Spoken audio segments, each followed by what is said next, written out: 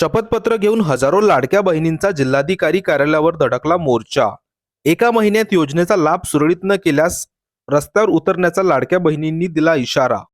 नमस्कार, डिजिटल महाभूमीमध्ये आपले स्वागत। मुख्यमंत्री लाडकी बहीण योजनेत लाभार्थी महिलांनी केवायसी केल्यानंतर विविध अडचणींमुळे बुलढाणा जिल्ह्यातील जवळपास 30,000 महिलांचा लाभ थांबलेला आहे। यामुळे महिलांमध्ये संभ्रमाचे वातावरण असून खामगाव शहर आणि तालुक्यातील हजारो महिलांनी ओबीसी महासंघाचे गणेश चौकशे यांच्या नेतृत्वात प्रतिज्ञापत्र आणि तक्रार अर्ज घेऊन जिल्हाधिकारी कार्यालय गाठले। जिल्हाधिकारी व जिल्हा महिला बाल कल्याण अधिकाऱ्यांना निवेदन देऊन एका महिन्यात सर्व अडथळे दूर करून लाभ पूर्ववत सुरळीत करण्यात यावा अशी मागणी लाडक्या बहिणींनी केली आहे।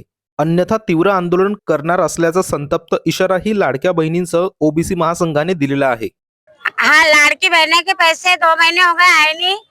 2 महीने हमने कावेसी भी करे और कावेसी हमारी सक्सेसफुल भी हुई, फिर भी हमको पैसे हमारे भाई ने डाला नहीं। इसके वास्ते हमने आंदोलन करे, हमको पैसे चालू होने की आवश्यकता करो।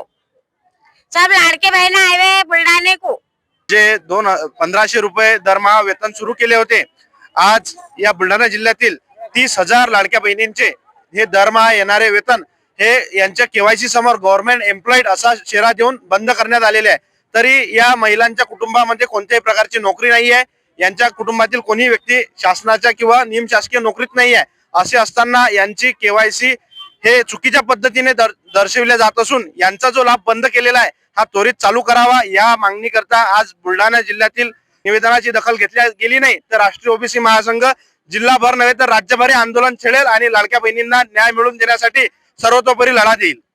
11 तारखेला 11 जानेवारीला खामगाव येथे लाडक्या बहिणीचा मार्गदर्शन शिबिर घेण्यात आला होता आणि त्या मार्गदर्शन शिबिरात हजारोच्या संख्येने लाडक्या बहिणी आल्या होत्या। त्यांनी प्रतिज्ञापत्र भरून दिले।